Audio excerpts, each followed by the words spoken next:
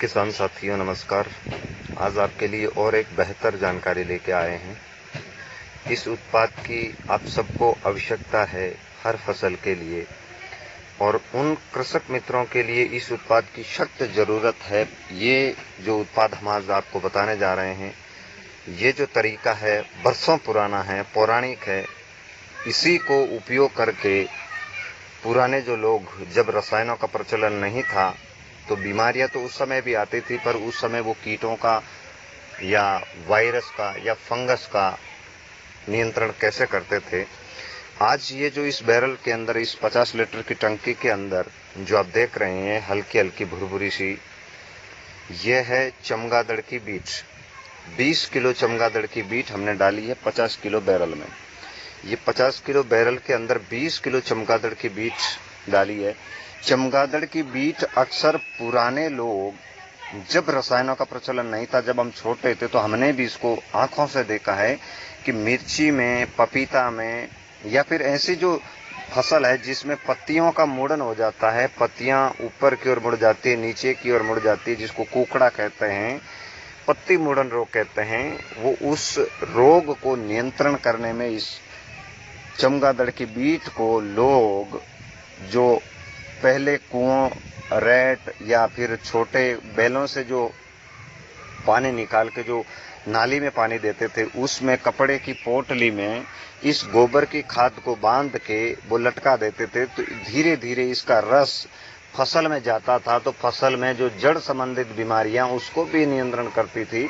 और कुछ ऐसी स्थिति वो लोग बताते थे कि जड़ में कुछ ऐसी बीमारियां होने के कारण भी फसल में चुरड़ा मुरड़ा आता है। ये बात सत्य है कि आज भी कुछ जमीनी बीमारियों के कारण फंगस पैदा हो जाती है। तो इसे नियंत्रण करने के लिए, उसे प्रभावी रूप से रोकने के लिए इसको आप सिंचाई के साथ भी आवश्यकता अनुसार दे सकते हैं। स्प्रे में अगर किसी भी फसल में, अक्सर पपीता और मिर्ची में ज्यादा चुरड़ा मुरड़ा देखा जाता है। ये दो एक फसल ऐसी है जो सेंसिटिव है, थोड़ा सा भी इसका प्रकोप हो जाने के ऊपर पूरी फसल को बर्बाद कर जाती है।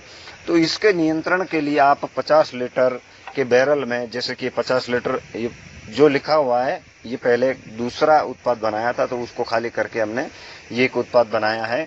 आप सबकी जानकारी के लिए बता दें, हमने लिया है 20 किलो चमगादड़ की बीट, और ये हमें मिल गई हमारे नजदीक की एक बहुत बड़ी गुफा है। वहां से हम लंबे समय से, छोटे थे तब भी लाते थे, और आज भी हम इसको ला रहे हैं और आगे भी इसको लाते रहेंगे, क्योंकि चमगादड़ की बीट बहुत ही किसानों के लिए रामबाण दवाई साबित हो रही है। और इसका उपयोग करके हर एक किसान साथी, जिन्होंने भी इसका उपयोग हमारी इस आसपास की गुफा से जिन्होंने लिया, और मिर्ची की फसल में, टमाटर की फसल में और पपीता की फसल में इसका उपयोग किया, पानी के साथ दिया, स्प्रे किया और भुरकाव किया, जिससे कि उनकी पत्ती मुड़न रोग का पूर्ण रूप से समाधान मिला। किसान साथियों, मैं ये आपको आगाह कर देता हूं कि बाजार में मिलने वाले रसायन बहुत महंगे हैं। दुकान वाला आपको वही बेचता है जिसमें उसका प्रॉफिट ज्यादा होता है। वो अपना टारगेट पूरा करने में लगा रहता है, क्योंकि कंपनी उनको बड़ा बड़ा टारगेट देती है, कभी विदेश का टूर, कभी एसी, कभी कूलर, कभी फ्रिज। वो उनके टारगेट के लिए आपका गला पकड़ते हैं, यानी कि आपको न चाहा रसायन दे देते हैं, जिससे कभी कभी ऐसी स्थिति उन किसानों के लिए हो जाती है कि फसल पूर्ण रूप से खराब हो जाती है सुधरने की बजाय। तो आप इन पौराणिक तरीकों का उपयोग करके, पौराणिक वस्तुओं का उपयोग करके, जैसे कि हमने और भी कई वीडियो में आपको कई तरह के उत्पादों का जिक्र करके बताया कि आप हमारी तरह भी रोग मुक्त, रसायन मुक्त हो सकते हैं।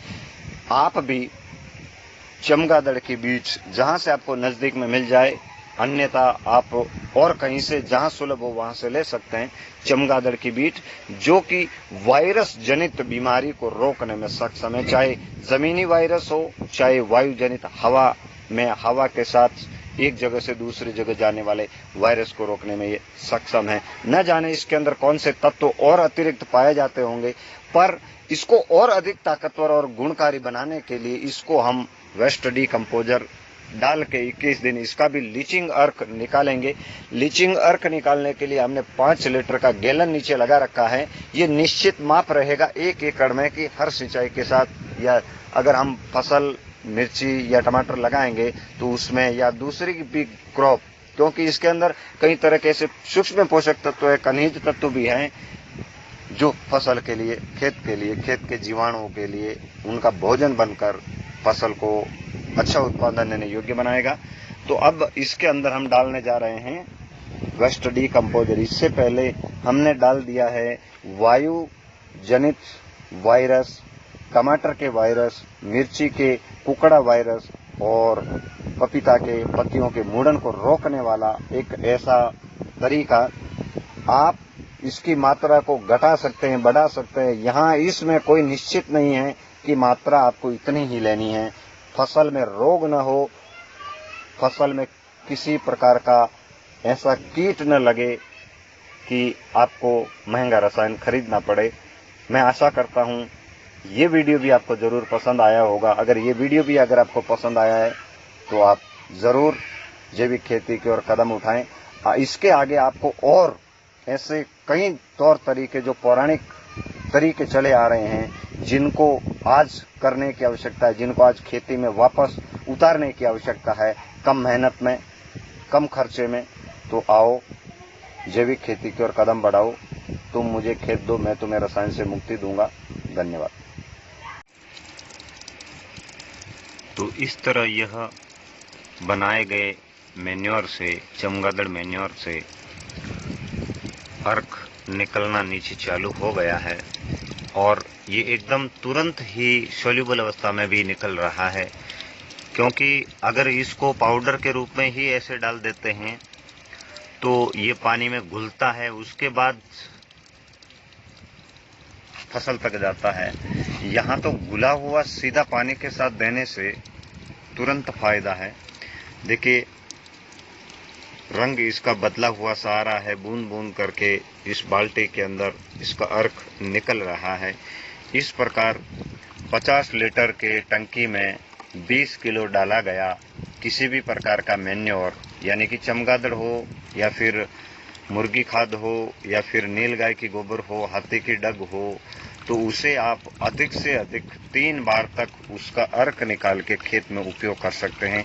उसके बाद जो डस्ट बच जाती है, जो रॉ मटेरियल पीछे बच जाता है, आप उसको जहां आपने बॉलवर्म यूनिट लगा रखी है, केंचुए लगा रखे हैं, वहां डाल सकते हैं। अगर बॉलवर्म यूनिट, केंचुए यूनिट नहीं है तो सीधा खेत में भी डाल सकते हैं। इस प्रकार निकल रहा धीरे धीरे अर्क। इसको तीनों सिस्टम में देने में सावधानी है और आसानी से भी दे सकते हैं। सावधानी अगर रखें तो ड्रिप में बनाए गए घोलों को छान के देना पड़ता है, पर इसके अंदर ऑटोमेटिक पहले फिल्टर लगा दिया गया है तो ये छन के निथर के इसके अंदर आ रहा है। अब इसको ड्रिप में देने के लिए भी कोई परेशानी नहीं है, स्प्रिंकलर में देने के लिए भी कोई परेशानी है, खुले पानी में तो इसको कैसे भी दिया जा सकता है।